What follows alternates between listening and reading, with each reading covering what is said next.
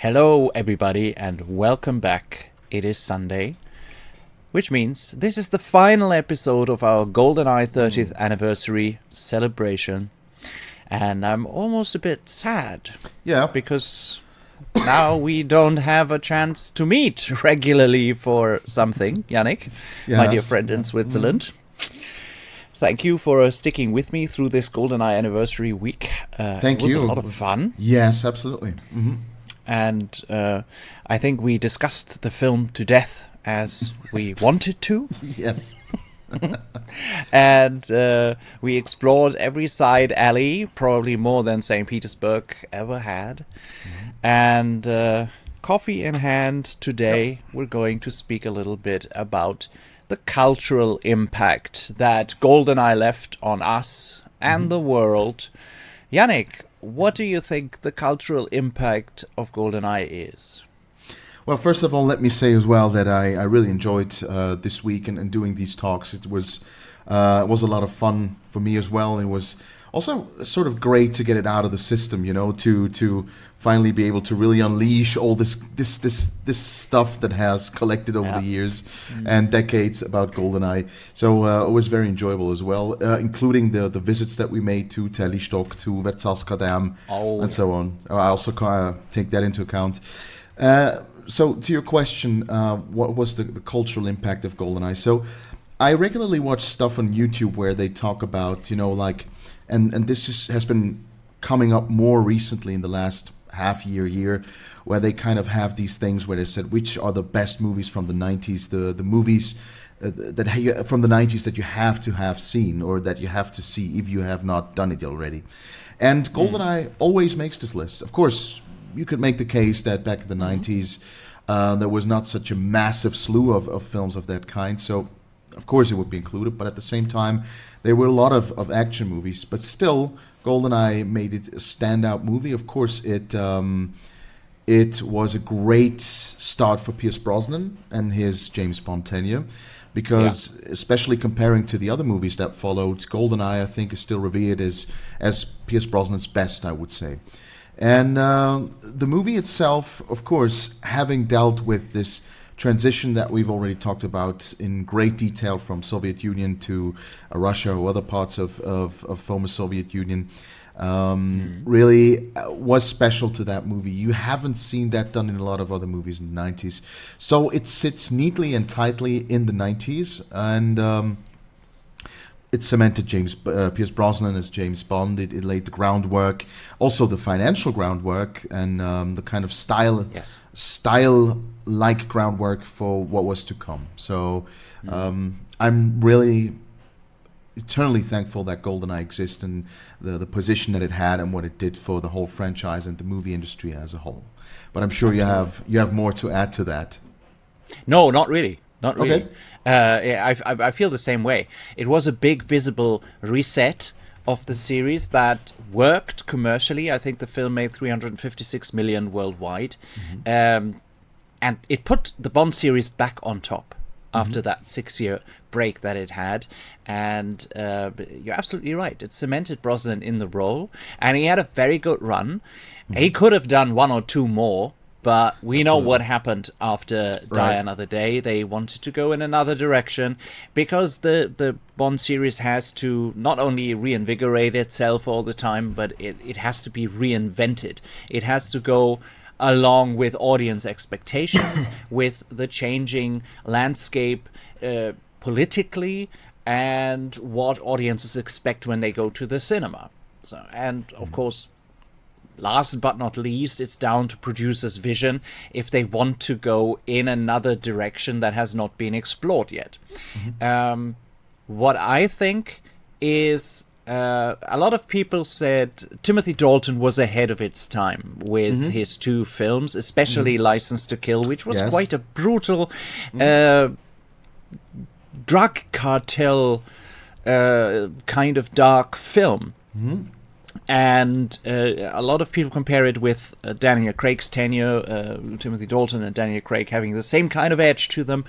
But I think Pierce Brosnan and his films, especially GoldenEye, laid the groundwork for the producers to go towards a route to explore other sides of Bond that we had not seen before in the films of the 60s, 70s, and 80s. The films became a lot more grittier. There was a lot of emotional context involved. In GoldenEye, there is the scene at the beach, for example. In Tomorrow Never Dies, you have a little bit of that. The World Is Not Enough as well. Die Another Day, not so much. But Bond, at certain points, loses something. And he has to question certain things. And when Daniel Craig arrived, they thought, okay, we're settled, and the audience is ready for it. We can bring Dalton's edge back, and we take Daniel Craig and we do something completely else with Bond and make him more gritty, a little bit darker and emotionally vulnerable and things like that. So I think GoldenEye helped to propel that idea forward. And I think they had it before, but they couldn't, because 90s action cinema and 90s blockbuster cinema was just what the people wanted. They were not ready for depth. Exactly. And I also think GoldenEye left us with images that keep echoing through time. In the last episode, when we spoke about the locations, for example, we mentioned the Arecibo Observatory in Puerto Rico, which broke down in 2020 after a cable snapped. And when you remember back on the media coverage about this accident that was the fatal blow to this observatory, a lot of it included the phrase, it was the filming location of GoldenEye. Absolutely. So this was an image that stuck with people and with the media. It was famous for appearing in the Bond film. Although we know it was a miniature. But Partially, yes, of course. And I remember the coverage very well. And it was proof that this scene stuck to people's minds. And how often do you have that with films? Yeah, that's true. And the dam, of course, as well. The bungee jump. And nowadays, you can do this bungee jump. And I mean, we've been there. And it is advertised as the 007 bungee jump. The most exciting in the world, something that was written there on the banner. I'll play the video here for you. So this 220-meter jump, I mean, people do that for a lot of money to have this Bond experience. And it has been there for a long time, and it will be there for a long time to come. Absolutely. So, and this is tied to the film. This is imagery and real-world locations tied to that particular film. And Versailles Dam has been featured in films before. It wasn't that stupid Roger Moore flick Fire, Ice and Dynamite. And nobody went to go there after it. No. And it was also, and when we're talking about Arecibo, of course, it was featured in another movie from the 90s. Contact. Exactly. And when it's a movie I hold very dear in my heart, because I just love that movie. At least, well, the end bit is a bit weird and stuff, where the whole conclusion is really off somehow to me. But the whole prior part of the film with these weird signals and the sound design and everything. And of course, when you see Arecibo, you're transported right back into GoldenEye, and you just think, oh, well, we're back home. And I'm not sure if they would have actually picked Arecibo if it wouldn't have been made famous by GoldenEye. Yeah, absolutely. No? Yeah. And you also have this 90s product placement time machine, this time capsule that started this whole brand thing. Omega watches, BMWs. I mean, the decision to have BMW as Bond's company car, of course, questionable until today. I was just about to ask, what did you think, or what do you think about this whole? Because this is another topic that's often discussed, like this choice of going from Aston Martin to BMW in the 90s. How did that make you feel? Or how does it make you feel now? Back then I didn't care, because GoldenEye was the first film I saw. I just accepted BMW as his company car, so yeah, okay. Today I have no objections towards it. I mean, why not? They went back to Aston Martin later in the series, and in the beginning of GoldenEye, Bond drives an Aston Martin, so, and the silver grey Aston Martin. He doesn't do so in the other films. There's a lot of BMWs, but I think they fit the time. Why not? I agree. Yeah, that Z3 that they used in GoldenEye. It stood out. It was a visually striking car, and I remember my aunt back in the day. She had a black BMW Z3, and it was just, in the 90s, late 90s, beginning 2000s, you saw a lot of them whizzing around, at least here in Switzerland, I remember, and it was always a great thing. It was always, there's the car from GoldenEye, so they kind of, and like you say, I didn't come from this whole baggage with Aston Martin, and so I just saw GoldenEye and I thought it was a cool looking car. It was a special looking car. I also have a model of it that I got as a present back then when it just came up, and I think it was a cool choice. Also, the BMW they used in Tomorrow Never Dies. I mean, now with hindsight, of course, it looks like a retro car, but back then it was a sleek, business-like limousine. Absolutely. Yeah, it's a fine looking car. Absolutely, no doubt about that. Yeah, I think so too. What I've never seen is a BMW Z8 on the street of the world. Have you ever seen one?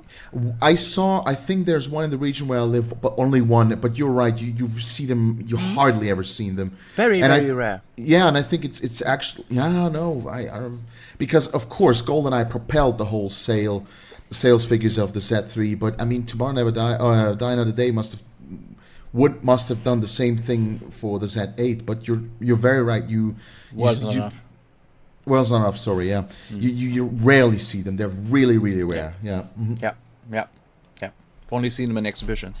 And the Z3 and GoldenEye, I mean, it's presented by Q as this hyper technological thing that can shoot missiles and do this and do that, and then nothing is ever used.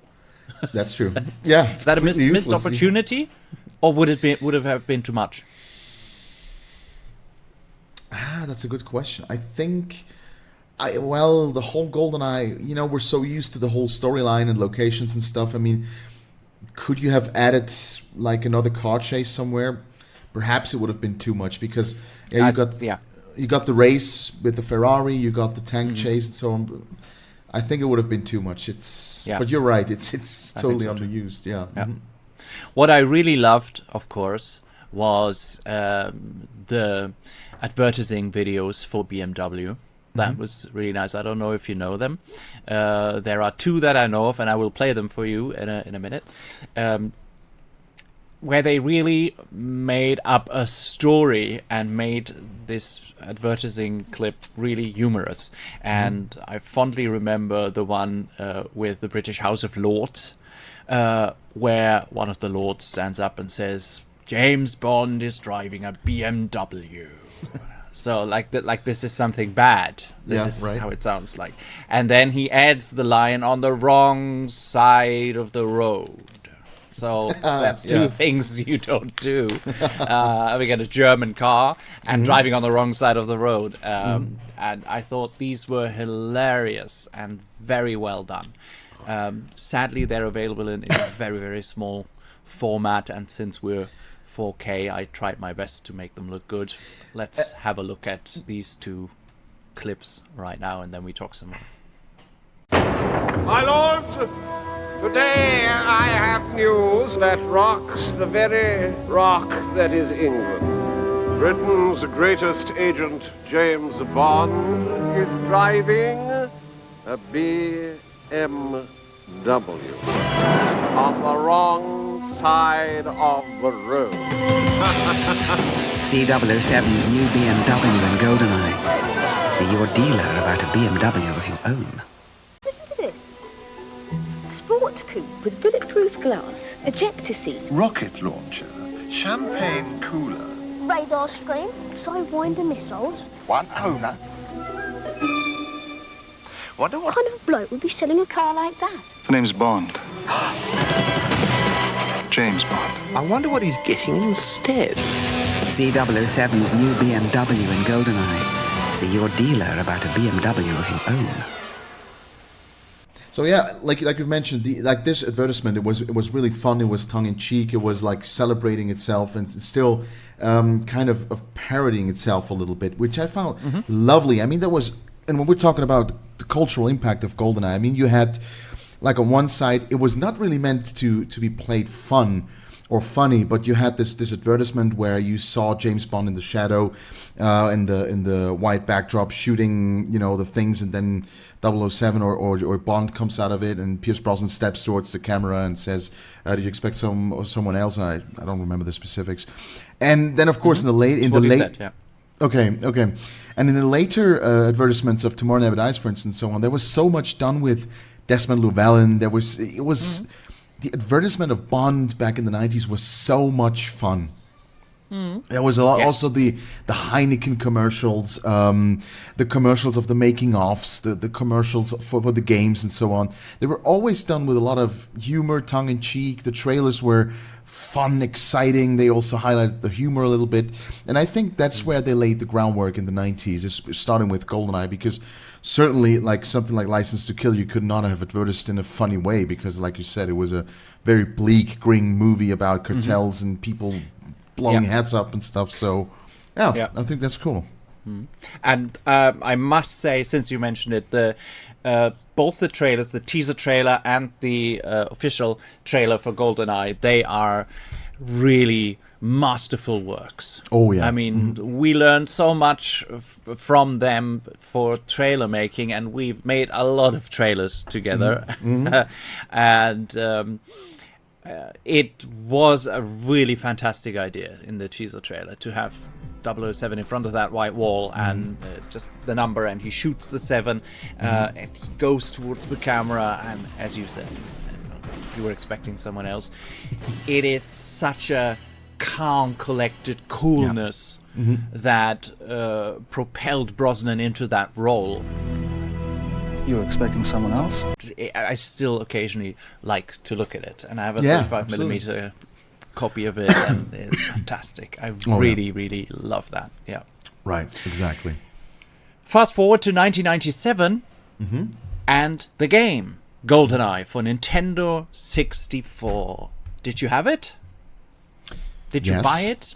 Yeah, my mother bought it for me because, unlike in Germany, we could actually buy it. It was not on certain lists. Yeah, I know. That's right. It was indexed. Yes. So, and I remember, I think I told this story once, and I'm just going to make it as briefly as possible. But my parents got me this Nintendo 64 package for Christmas, and there were a couple of different ones around. There were one with the Star Wars Episode 1 Racer, and there was a package with GoldenEye, and they must have mixed something up, and they got me the bundle with the Star Wars Racer as opposed to GoldenEye. And I was, like spoiled brat, very unthankful, and I was just, but I wanted to play GoldenEye, I wanted to play James Bond. Again, the game was what brought me to James Bond, what made me aware of the whole thing, because I remember, like we talked about, the Roger Moore reruns, but you didn't really notice it as something special.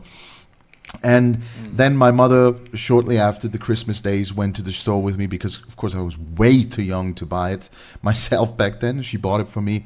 And then I and my friends, we played the hell out of it. So, yeah, it was my first entry. And then, you play the game and you sort of ask yourself, like, in the second level, why, if you have not seen the movie, it's difficult to know your way around what happens. I mean, you rendezvous 006. Why do you have to rendezvous him? Who's 006?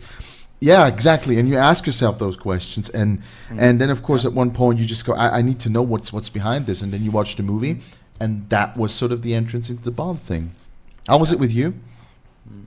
Can I just add that I would pay money to go into a time capsule and see you as a spoiled brat receiving that Nintendo 64 with Star Wars Episode 1 Racer.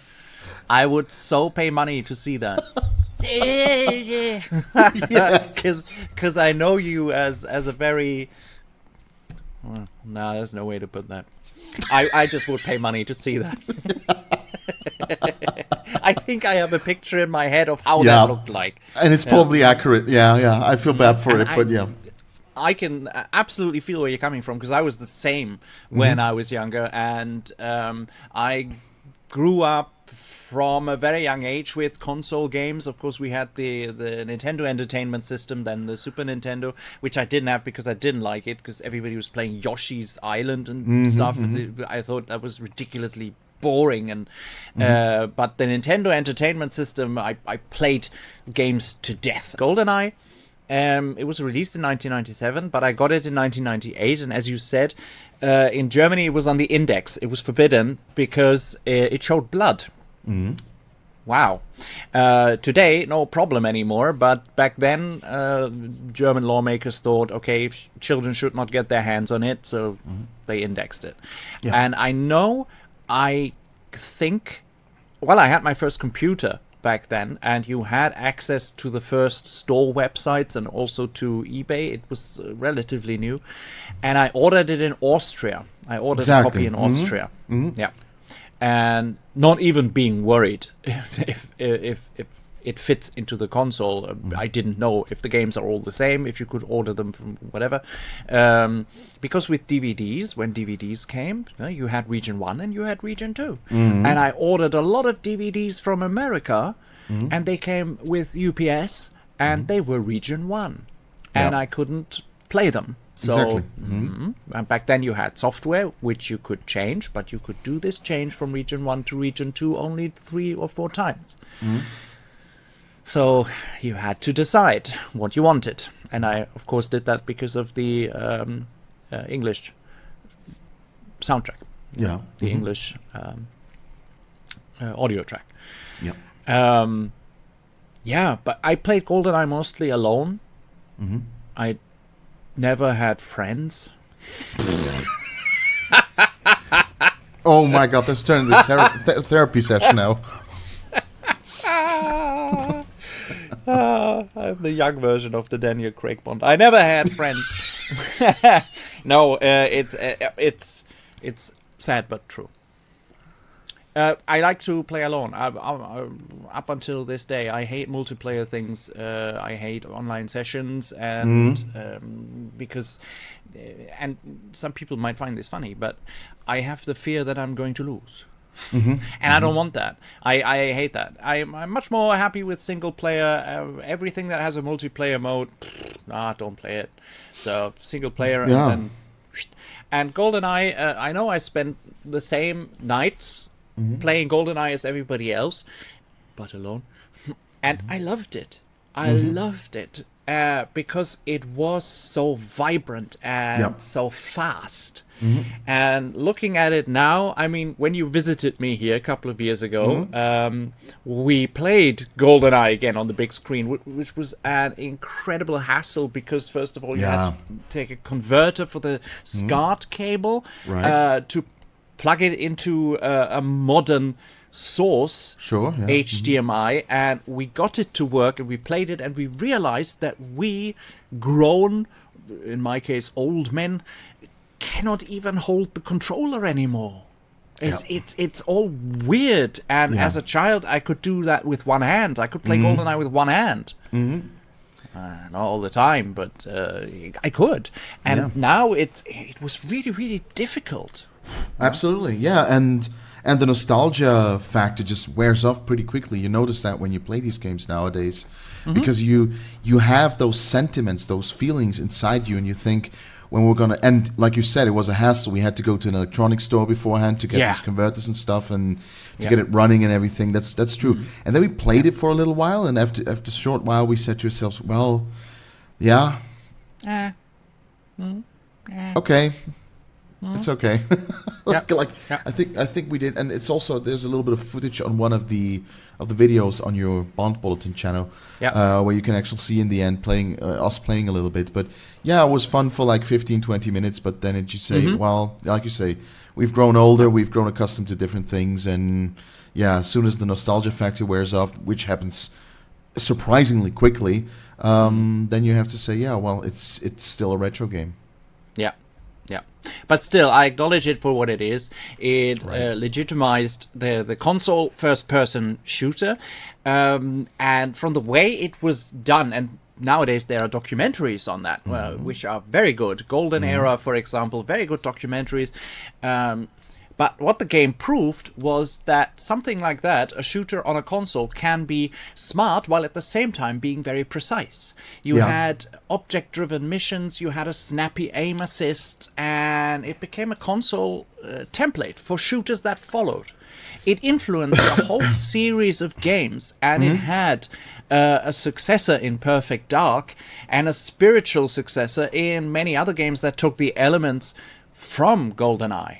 You know, and one could raise the question: would the Nintendo 64 have been such a success if it weren't for GoldenEye? Probably not. I mean, there were a lot of games, sure, but GoldenEye had the biggest hype for a game when it was released. Yeah, that's true. The World Is Not Enough did not have such a big hype like GoldenEye. And any other...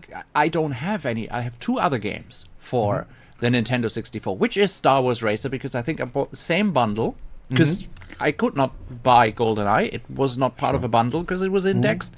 And I think Star Wars Racer was there. It was also fun for some time. Yeah, but I liked the figures in there that were like... It was... I was young. Great impression, by the way. It's it's what I do. Make impressions great again. Oh God, here we go with that again. Oh my God. Okay.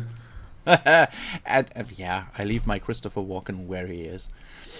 But I would still, and now we would pick up this chance. I would still like to fulfill your one wish, because I know last time after the stream you told me you really had to refrain yourself from asking me to do a Boris Johnson impression of him reacting to GoldenEye, right? Yeah. So please, Boris Johnson, former Prime Minister of the United Kingdom, did you play GoldenEye and did you like it?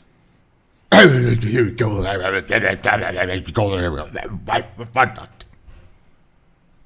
it. Thank you, Prime. There's not more to it, but that's... No, that's exactly I love you, Boris Johnson. It is something for the ages. Yeah. Multitasking. But that's kind of a lot. It just makes me chuckle every time. That's great. I'm happy. Imagine that. Probably also being a spoiled brat, taking part in this sleepover phenomenon that GoldenEye started. I mean, you went to your friends and you played for hours and hours and hours into the wee hours of the morning. With all this, there was a whole etiquette to playing multiplayer. For no screen peeking, because it was a 4-player split screen, right. And you could not peek at the other person's spawn position and whatever, and what kind of weapons they have selected, which was incredibly difficult. because I'm a cheater, and I would always select Oddjob, which even the developers said picking Oddjob as a character in GoldenEye is basically cheating. Yeah, right. And I have this shirt. I won this T-shirt once, which has Oddjob's head on it, and it says "cheater." And whenever I played GoldenEye in later years, I wore this T-shirt. But and I mean, again, it may have come off a little bit disparaging at the beginning, but I still have to say, And of course, we look back with hindsight nowadays, but back in the day, that game made us feel like being in the movie. To us, it was realistic. It was like photorealistic. It was like you were there, and they were able to transport that sentiment, that feeling of being James Bond in GoldenEye. And of course, we didn't know anything else back then. It was just what was around. Of course, now looking back, you see those graphics and you go like, how could anyone ever think or come to the conclusion that looks remotely realistic? But it was like that back then. And it had the added bonus that you could actually discover stuff that you did not see on the screen. You could discover the whole facility. You could discover the whole streets of St. Petersburg that you did not see in the movie. Of course, most of it was make-believe, and they had to add something because there was nothing there. But it really made it for a whole immersive experience together with the movie. That's why I think it's a bit of a pity it came out 2 years after the movie. But if it would have come out at the same time, then it would have been a perfect 360 degree kind of experience, because you could see the movie get everything you need from there, and then jump into the game and really dive into that world. And that's something they could never recreate in any other franchise, in any other movie. That was really particular and special to GoldenEye and GoldenEye only. Yeah, and the reason why it is part of the cultural impact is because we still have something to do with GoldenEye. GoldenEye is still on the market. First of all, it sits in the best games ever list of many reviewers and experts of the gaming industry.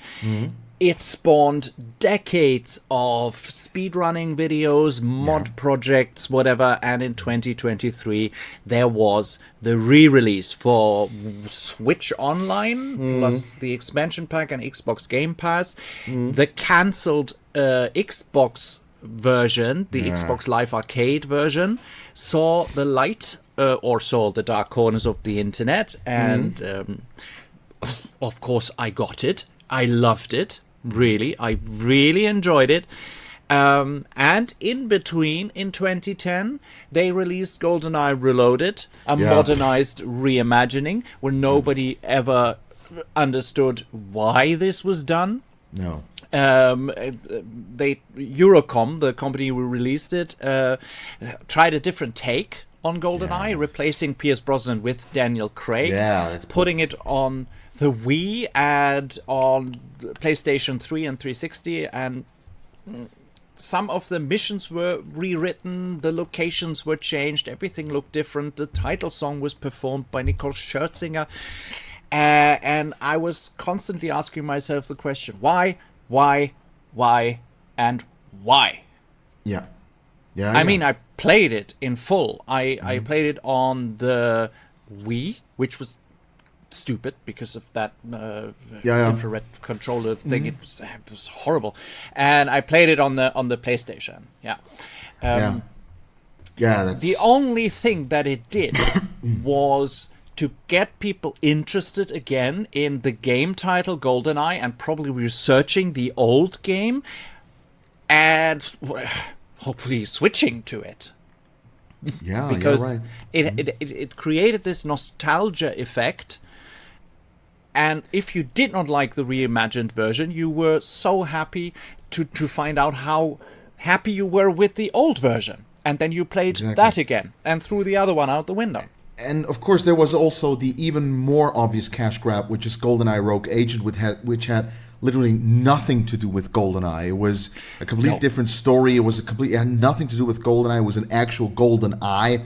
It didn't have anything to do with GoldenEye, but that was a very, very obvious cash grab of that name, of that brand, GoldenEye, the GoldenEye brand within the James Bond universe. But again, which indicates to you that at least in the gaming universe, GoldenEye is a massive thing. I mean, they never reimagined any. Yeah, they never reimagined Tomorrow Never Dies, The World's Not Enough, or whatever. But GoldenEye was tried over and over again. Like you said, you just mentioned all the examples, which to me, and that's what I really regret, were all in the end just misfires. All of them. Yeah. The N64 version of GoldenEye is just a phenomenon of its own. And it sparked so many things, and I still today, I occasionally look at speedruns or people finding something new in the game. And as we said in Switzerland when we stood on the dam, there is no island on the other side, but in the game there is. Right. So there's a lot of stuff they didn't use. And when you look at the production history of the game, which is a very interesting one, we won't go into that now because there are documentary films on that. You should definitely watch them. There's enough. And when you see how this game was made, it is a fantastic achievement. Yeah, absolutely. And thank God they gave the world this game. Yeah. Because a lot of other games... and that's what I mean with spiritual successors. Call of Duty, all the Call of Duties and all the Medal of Honors would not be like they are without GoldenEye as the start of it all. Yep. Because they are basically the same. All very linear, but you're going through hyper-tense missions. And the same, GoldenEye there were moments that were hyper-tense. Chasing Urumov At the end of the silo mission, I always jump back into German. I don't know why. And if you lost him, he was gone, and you had to do the whole shit show again. Right. That's true. Yeah. And I mean, this, and what I love about this whole history, and I mean, like you said, you were completely right. We don't have to go into details about the background story of the GoldenEye games. There's tons of stuff around, interviews, documentaries, and that's also a thing that many of the developers, of course, David Doak comes to mind first, who has been also always a big supporter of our projects, of the Cancel GoldenEye project, of the thing that I'm working on now, Adrian Smith, and those are such great people. And I mean, what I love about this, like you said, and it's very true, the analysis that the GoldenEye game was a blueprint for many shooters to follow.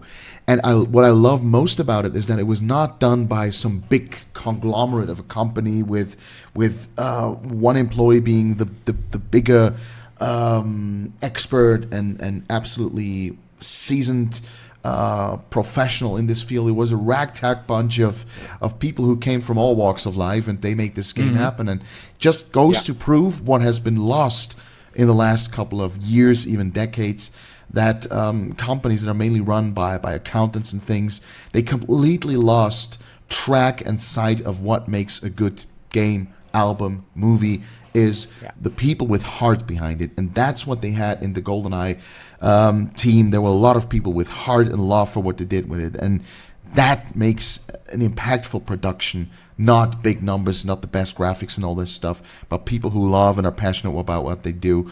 And GoldenEye is the best proof for that. Absolutely. I agree.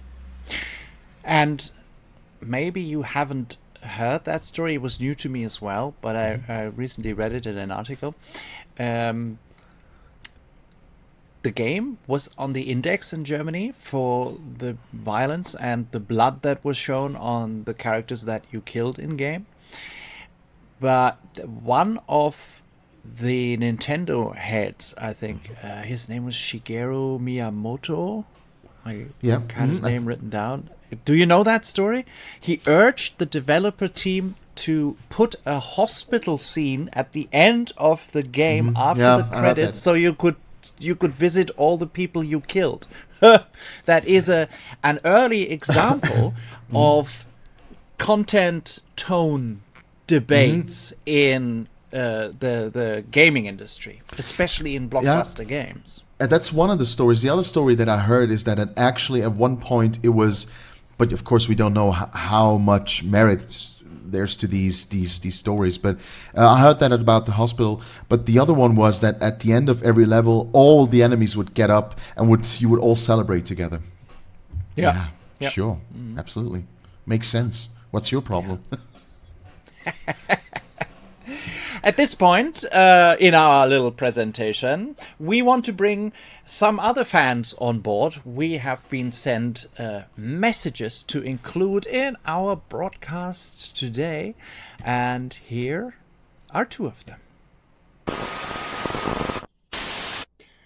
Hey guys, it's Chris with the Bond Report. So, GoldenEye, I mean, what can be said about this film that hasn't already been said? Probably 100 times. Myself, like many, it was my foray into the Bond universe. I mean, this is what got me into everything. The video game, the film, and then I dove back in.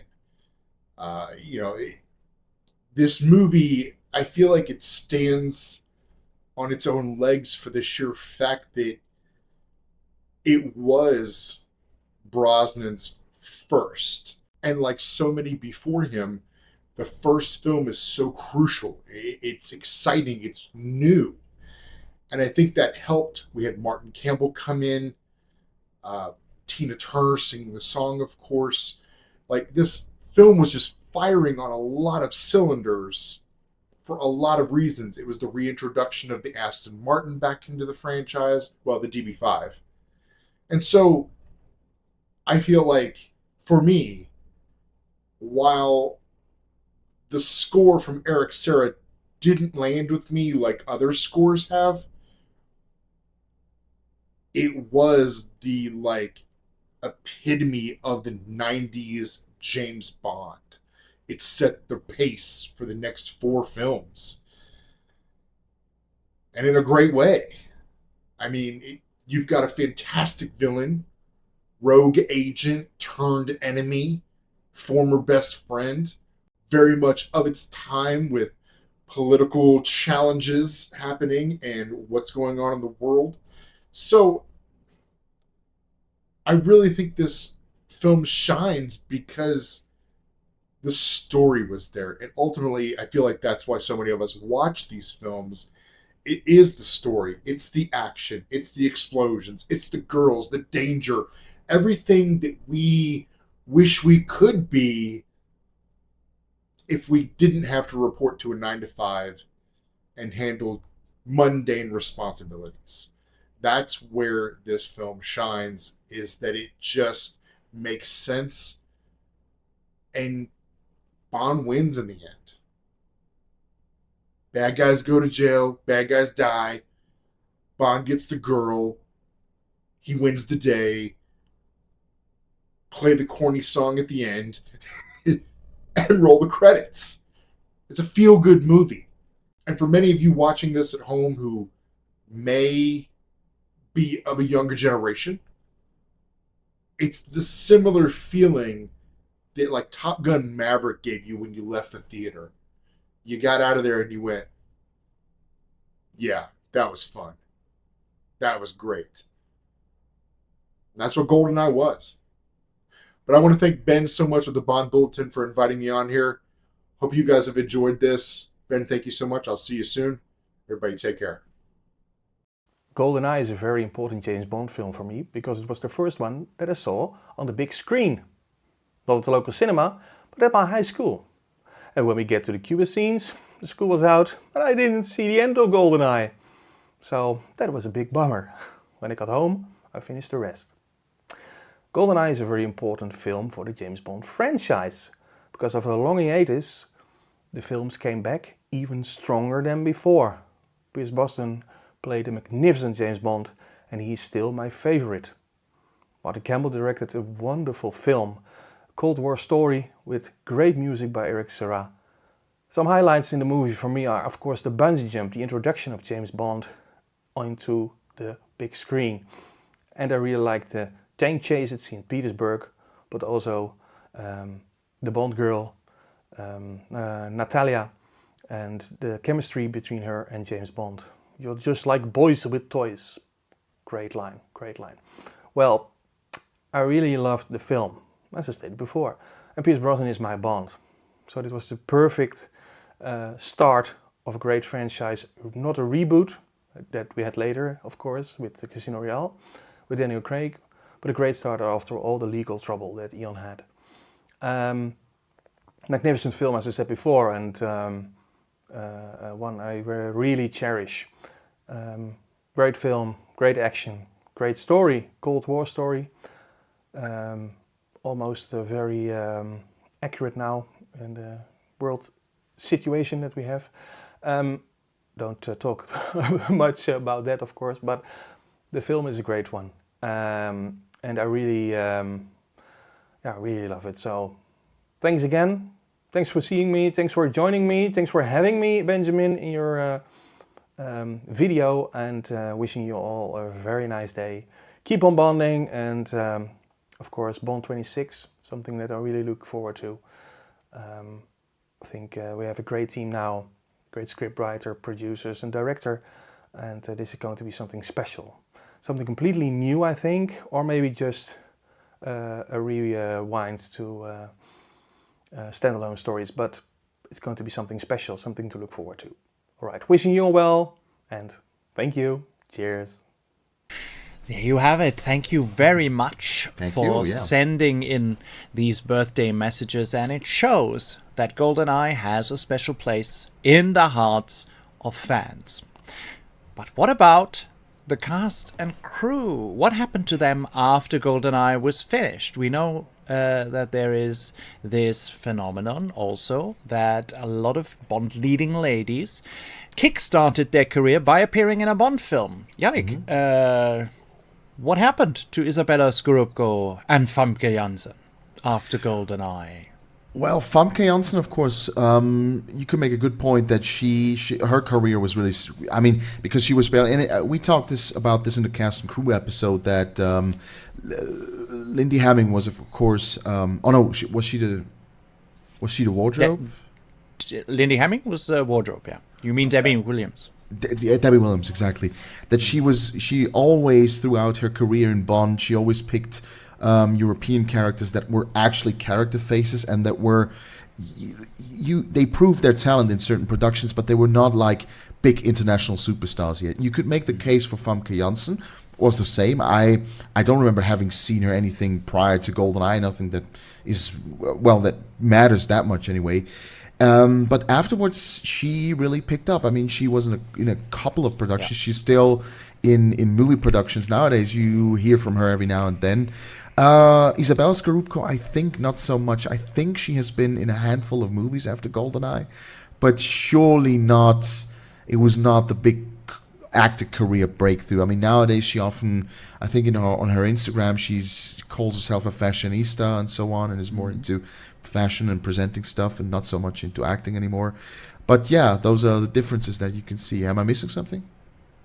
No, I don't think so. I did not follow her career, and I did not see much of her after GoldenEye except Vertical Limit, which was it was a nice action thriller, but that was all there was to it. There was a lot of snow and ice, but it was the theme of the film.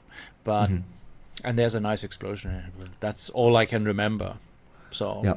And Famke Janssen, of course, she's been in X-Men multiple times. She's recently been, that's where I saw her in Boy Kills World. Also a very interesting but very brutal film. So she is around, and she is at a lot of conventions. I know we talked about that before. Oh, yeah, that's another story, yeah. That's a completely other story. I haven't done it because I never go to conventions or anything just to shake somebody's hand or take a picture with someone. I rather like that it happens in a natural kind of way and in a natural setting, aside of an event or something. That's where I had the nicest encounters with people from the Bond universe. Yeah. Famke Janssen, I always heard really bad stories from fans who went to conventions here in Germany, for example.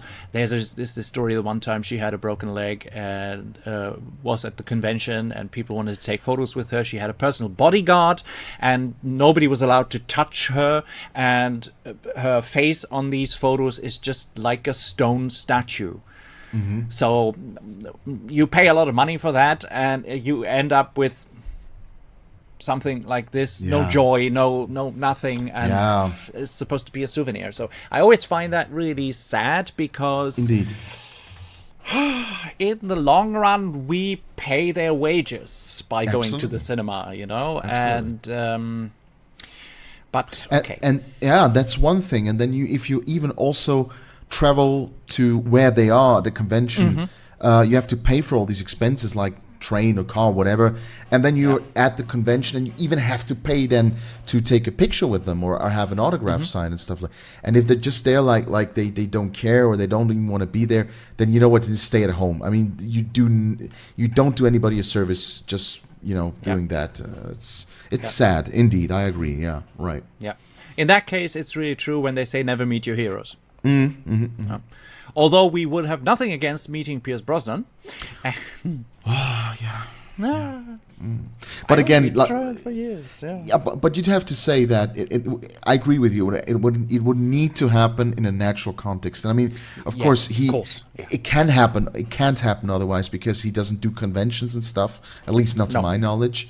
He doesn't appear on panel talks and stuff like that. He's on the odd chat or a chat show because he's still working constantly. So you still see him around and about all the time. But but I mean, he's a class act. He always does very nice interviews. But of course, mostly they always asked him the same question, especially when it comes to James Bond and or GoldenEye. And so you wind up hearing the same stories over and over and over again. And yeah, that's a little bit of a pity. But yeah, Pierce Brosnan.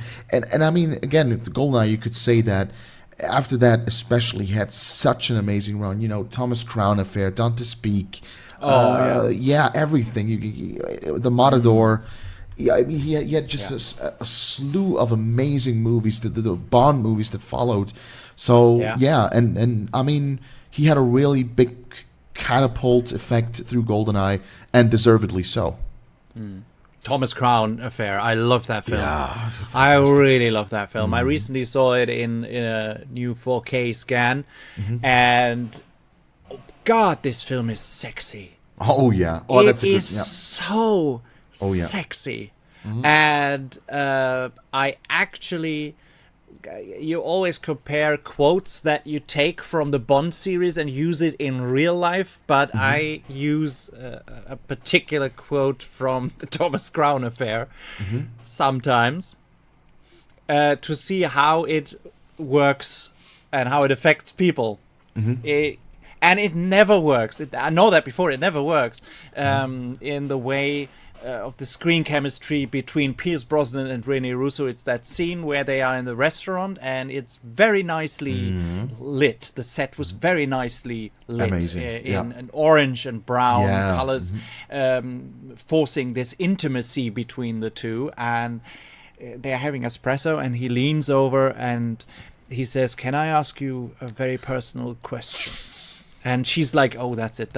He stole the painting. I know." And he's going to make a mistake that I'm waiting for him to make. And he says, "Would you like another cup of espresso?" It's fantastic.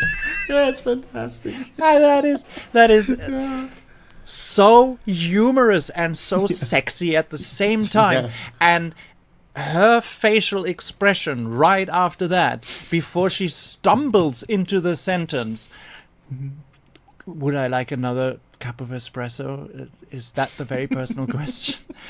And nobody ever reacted like that. But I used that at least 6 times. Yeah, I'm pretty sure at crucial parts in the conversation. It might have even been with love interests on a date. I'm pretty sure I did that. Yeah, it's a really good one. Yeah. They never reacted as I wanted, but we are not in a Hollywood film. This often happens in Hollywood films. But I would be a fool for not trying.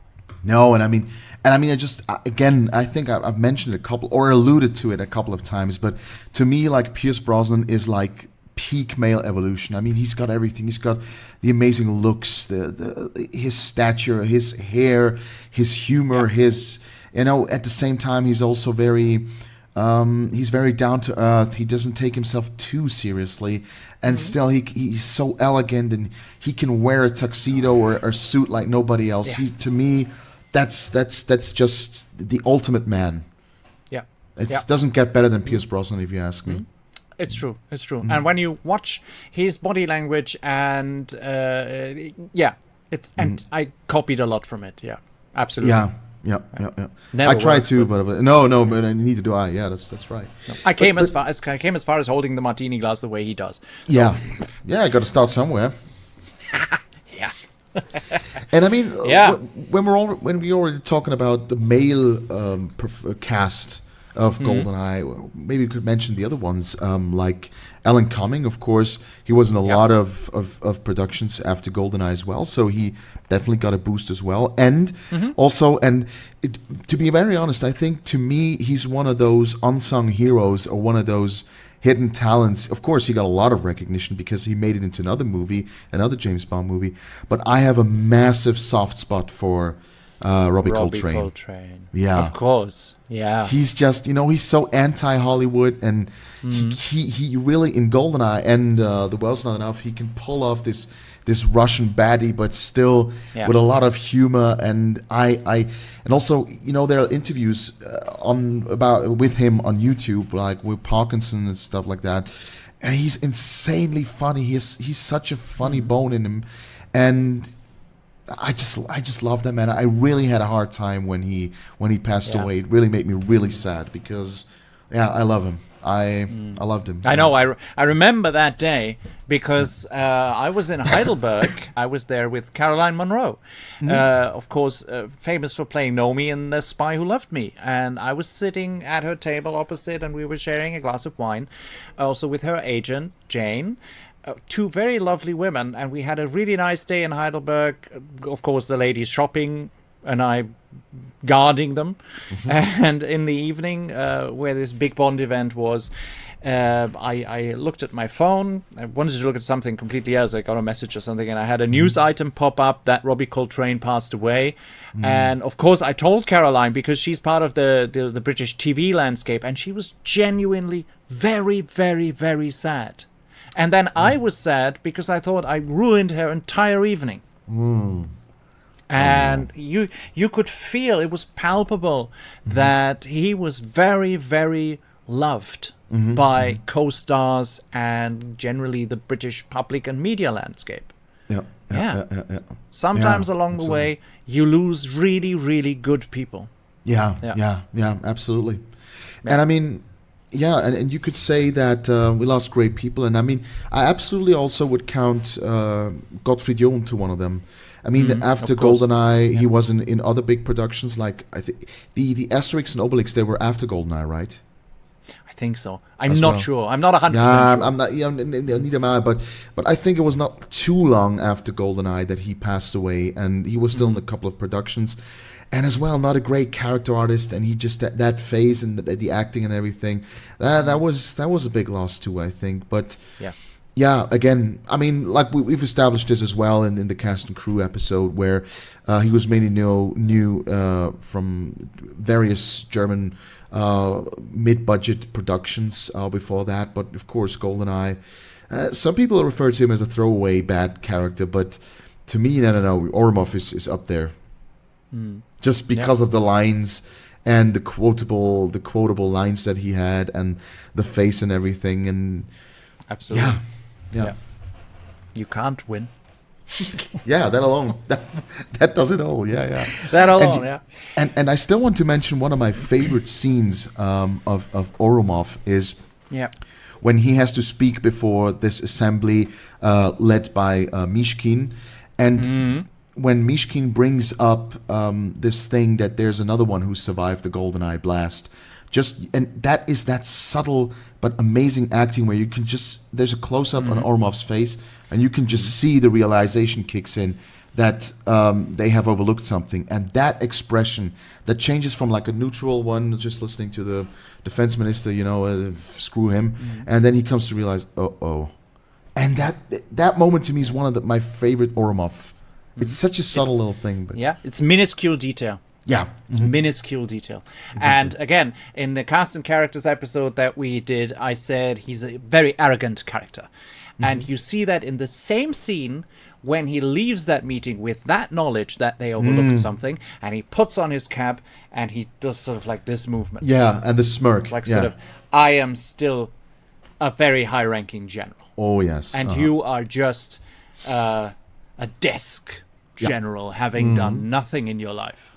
Exactly. And this is the post-Cold War Russia where the roles are reversed. Orumov doesn't matter anymore. Defense Minister Mishkin does, but he does not want to admit that. Yes, So a very, very interesting scene altogether. Yeah. Right. Exactly. What about Sean Bean? He's had a good cinematic experience. He's in pretty much everything. He was in Game of Thrones for 1 or 2 episodes until he died, which of course he does most of the time. But also a very good character actor and method actor, sometimes not to his advantage. I think you told me a story on that between Pierce and Sean on GoldenEye when they worked together, which was not the best working relationship, I remember. No, it was a video that just came out recently, and I mean, again, all of these Hollywood news reports, sort of things, you have to take with a grain of salt, of course. But the story went that it was a compilation of, I think the title was actors or co-workers Pierce Brosnan hated the most. Among the list was also, I think Halle Berry, because I think on one occasion or two she really went behind Pierce Brosnan's back or talked badly about him in some ways after or during Die Another Day. But Sean Bean was also there. I mean, I think the story was along the lines of that, of course, Sean Bean being very methody, that he didn't come out of this role between takes.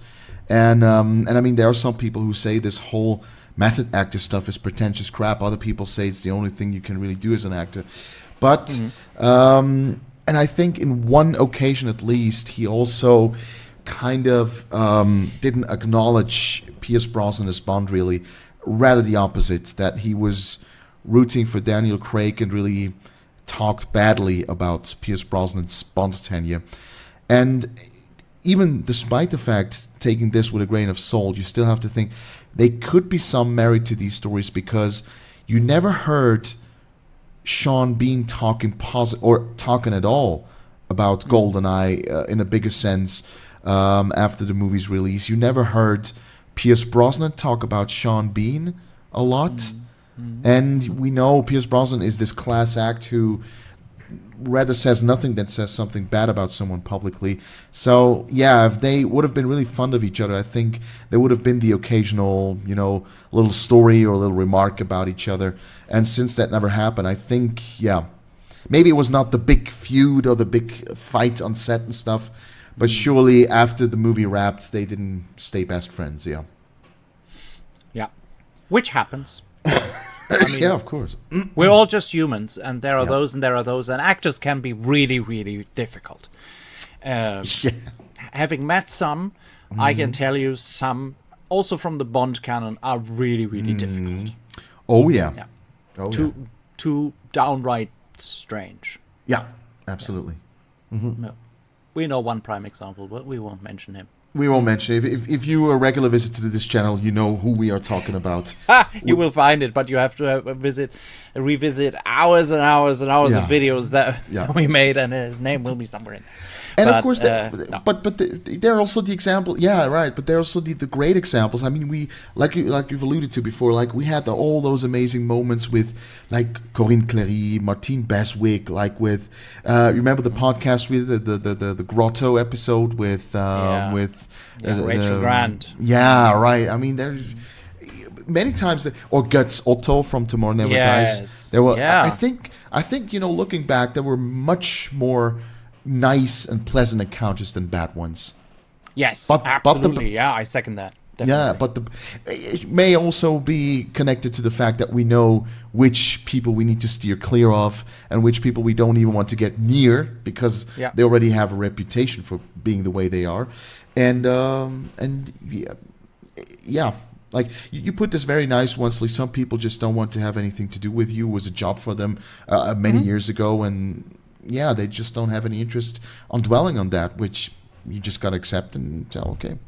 Sure, absolutely. And when I made my film, A Bond for Life, which you can also see on my channel, I always said, you don't have to go in front of my camera and give me an interview. That's everybody's choice, especially when I say this is for free. I'm not going to pay you money because it is a charity project. It is for UNICEF. And they all happily did it. Some interviews were better than others, but and some were downright difficult. But they all did it, and I was so happy that they did. And when I look back on Oslo, for example, in 2015, Martine Beswick, Luciana Paluzzi, it was 2:00 in the morning. And they sat down and they did this interview and they spoke about Thunderball. And with Martine Beswick, I filmed outside of this cinema in Oslo, and she came out and she was so happy. And what you can't see in the film is what happened afterwards. Luciana Paluzzi came out. There was music playing from big, fat loudspeakers. It was Light My Fire. And suddenly they started dancing with each other and singing along, and my camera was still running. And boy, these girls can rock, really. They rock every party that they go to. They have such a vibrant energy, and this is what I love doing these kinds of things. Not at a convention. But events that are organized by the fantastic clubs we have on this planet, who get these people together. Remember John Glenn and how much fun we had with John Glenn and the stories that he can tell. And it's only because of timing at such an event that you have to stop these people from telling even more stories, because John would have had so many more stories in him. And it's not just his 5 Bond films. He did The Wild Geese. He did parts of The Wild Geese. There's so many incredible stories that he has. And I was part of a film project on him, and I was interviewed for that. Such an amazing man, and such a lovely couple, so warm and open, and just great personalities, you know? And these are the people I want to be around, and these people I want to have in front of my camera. And if I hear a bad story about someone, I would not even consider asking. So no, that's true. And I dropped the name before, and I have to say, and I mean, I really. You say you don't get these experiences at conventions. I agree with that, and of course, it's through our work for the Bond Bulletin or the film festival where we worked back then that we were even able to have these experiences aside of the convention or aside of the official event, which you know, it's really a blessing, and you have to be thankful for that, to get that experience. You mentioned John Glenn, which was absolutely amazing, but someone who I still hold very dear to my heart, because we could wander through Braunschweig and have a lot of laughs with, was Corinne Clery. She was so amazing. She was so sweet and so. And, you know, these Bond girls, many of them, not all of them, of course, because we mentioned a couple of other examples, but so many of them, they're so proud of having been in a Bond movie. And they love to tell stories. They love being asked about it. And they're ladies, you know, you can really, they come from it sounds mean, but I mean in a good way. They come from a different time where actually you can be a man, she can be a lady, and you can have fun with them. And it was really sometimes an out-of-world experience, which... very dear to my heart. Absolutely. Is there somebody from the GoldenEye cast that, aside from Pierce Brosnan, that you would say, I would like to meet that person?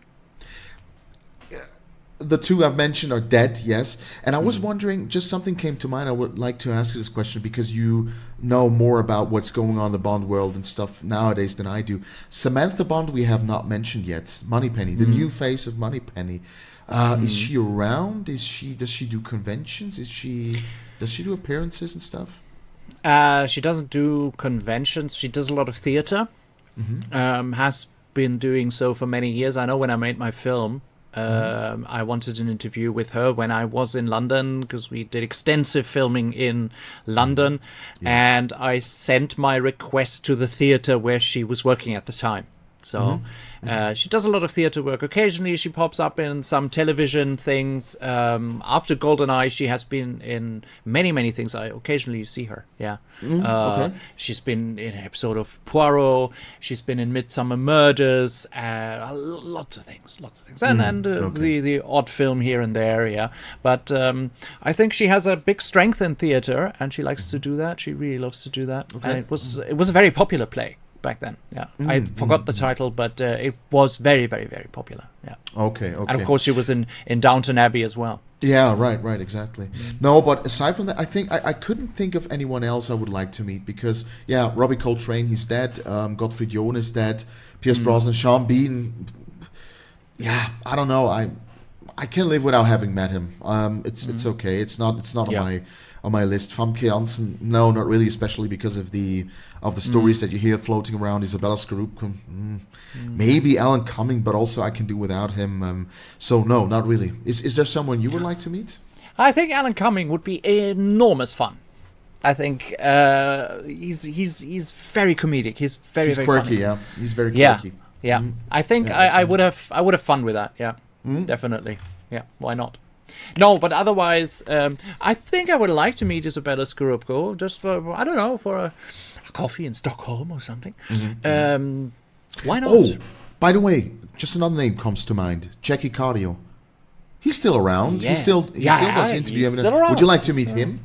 Yes, why not? Because he's been in a lot of other films that I Yes. cherish. Yeah. Okay. But you know who I want to meet first. Living Daylights. Am I missing You know. something? Yeah, you know who I mean. The famous actor whose name nobody can pronounce. Yeah, of course. How could I forget? And if I say it now, you will fall off your chair. What you want me to say is something very artistic, Yes. like Gérouin Krabbe. That's very, very artistic. Yes. Yeah, that's I it. know. Yeah. And then you go Jeroen until you meet a Dutch person Yeah.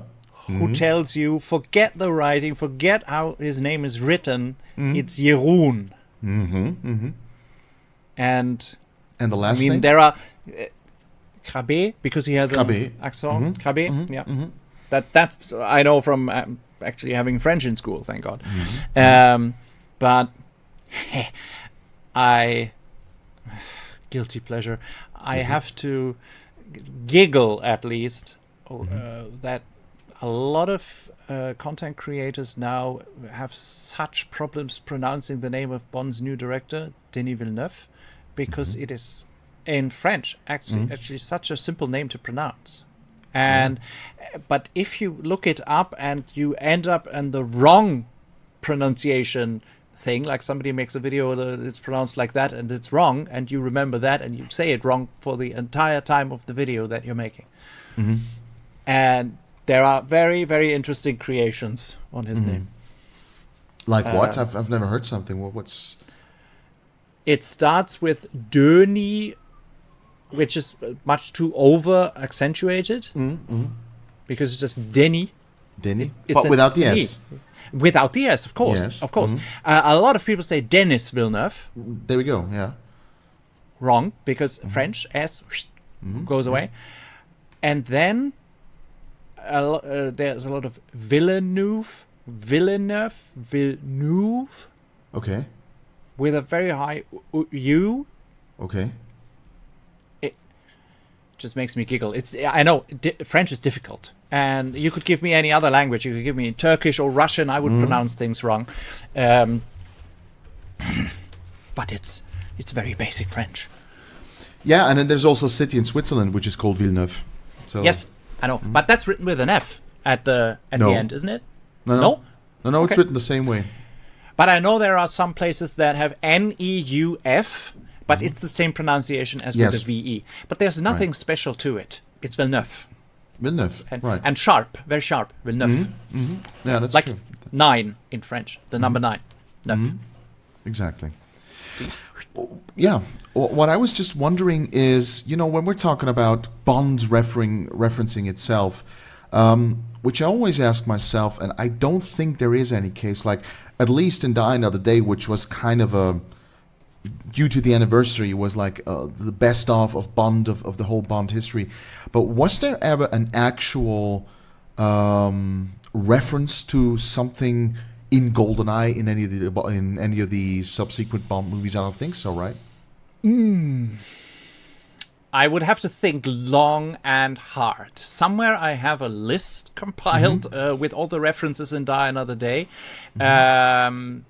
Because I'm pretty sure there is something in Die Another Day. There was to be, just yeah. too much. There was just too much for the 40th anniversary of Bond, yeah. I'm pretty sure somewhere there is something. Well, you could make the point that in The World's Not Enough, of course, a reference to GoldenEye was the character Zukovsky. Yeah, of course, but he's a recurring character, so I wouldn't treat that as a reference.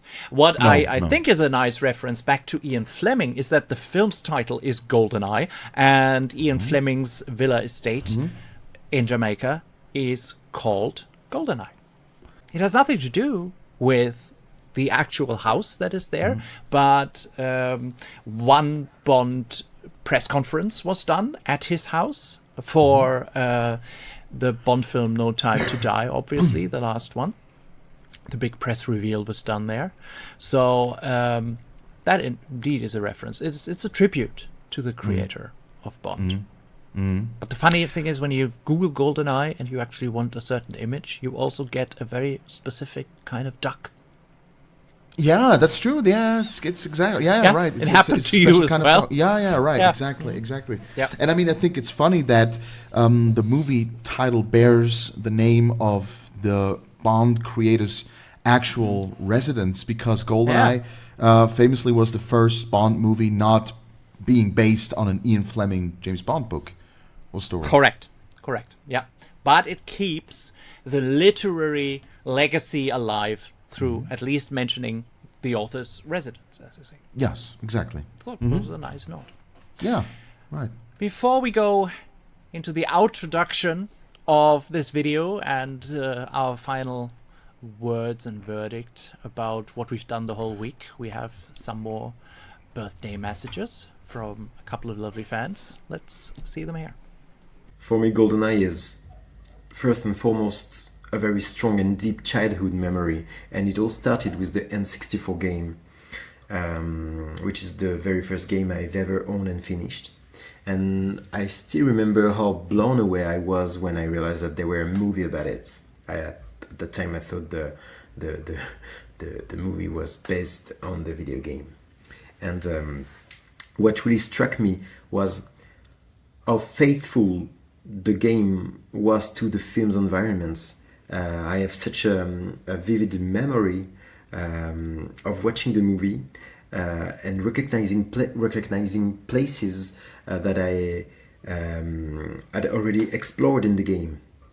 It was such a surreal thing to realize that I could anticipate what was about to happen in the next scene, because I'd already lived it in the game. Also, the movie and the game brought me very close friends that I still have today, and more than that, they both became a real creative spark for me. My career in visual effects began with GoldenEye when I was very young, because I used to make comic books and art and video games, small video games, 3D scenes, and websites about Bond and GoldenEye, and all of that was influenced by GoldenEye. And even though I still work in 3D, with that inspiration at the back of my head. I wouldn't say that I'm a hardcore fan of James Bond. I really like the movies and I enjoy them, but I'm not like obsessed by the franchise. But I have a very strong attachment to GoldenEye, and I often joke about the fact that for me, GoldenEye is the base of everything. Everything starts with GoldenEye, and everything else is like a very very great, very strong spin-off from GoldenEye. GoldenEye is the OG, and everything else is a spin-off of GoldenEye. 30 years anniversary GoldenEye. Wow, what an amazing time. I guess a lot of our 007 aficionados around the globe had the opportunity to watch this movie first in cinema. So did I. So guys, I just wanted to tell you it's an amazing and tremendous pleasure to be here to say thank you, GoldenEye, for bringing my life in better positions. Every time I watch this movie, it's just like a new restart of giving me the chills to be a 007 fan, and I think some of you also think so. And so I just have to say these. See reflections on the water, more than darkness in the depth. See him surface in every shadow. Wanna feel, I feel his breath. GoldenEye, no time for sweetness. GoldenEye, no do it if please. Oh, GoldenEye, no time for weakness, and a better kiss will bring us to our knees. So, guys, happy birthday, 30 years of GoldenEye. And we hope that the next movie will come up with that same spirit. Thank you for listening to this, and thank you, Benjamin, for having the opportunity to say this. Thanks, guys. Ciao. Greetings from Solingen. Thank you guys again for sending in these lovely birthday messages. And again, you feel how much GoldenEye means to fans across the globe. And we had a good mix of birthday messages here from people from all corners of the world. Mm-hmm. Which brings us to our finishing thoughts. And one of them was, I remembered that I saw GoldenEye in other films. We briefly spoke about that. Do we know GoldenEye being referenced in other films or making an appearance in other films? It actually does. Look at this picture from 101 Dalmatians. Look very closely in this scene in the background. You can see the Odeon Cinema at Leicester Square at the time when GoldenEye was actually in the cinema. So, of course, it had the big, wide poster banner at the top. Yep. Nice little something that you easily miss. Blink and you miss it. And the same happened in a German film. And I was like giggling at the screen. Like, oh, there he is. It was a paper standee of Pierce Brosnan. Clearly a GoldenEye publicity shot. You can see it here in the image. And the film's title is Bang, Boom, Bang. A German comedy film. Yeah, sometimes these things do pop up. Do you know any, Yannick? Have you seen something GoldenEye in any other films? No, I was trying to think of something, but at least not directly or obviously was not referenced anywhere else. Of course, maybe they've taken some cues from certain shots or something like that, or camera work and stuff, but nothing that would be obvious or that you could really name like that. There was this alien thing. This, I remember that I sent you. And I think you said it was the track "Fatal Weakness." Yes. Where this is from? Yeah, this high whistle note, like this. We have to make a comparison. Look at this really, really tiny clip from Alien Covenant 2017, and pay close attention to the sound you hear in the background. It goes like. Check this out. And now let's have the little piece of music or sound effect, if you like, from the track Fatal Weakness of the GoldenEye soundtrack. It amazes me because it is almost identical, if not identical. And when I saw Alien Covenant, this was the first thing I thought of, and I couldn't place this damn sound. I couldn't place it. I knew it had something to do with Bond, otherwise I would not have remembered it. Yeah. But that was it. And of course, my first go-to person is you, because you know of the GoldenEye samples and the soundscapes that GoldenEye has. So glad we could clear that up. Yeah, nice. But it's it's these nice little finds that you make over the stretch of 30 years. And I mean, in the last episode, you said you've seen the film 300 to 400 times.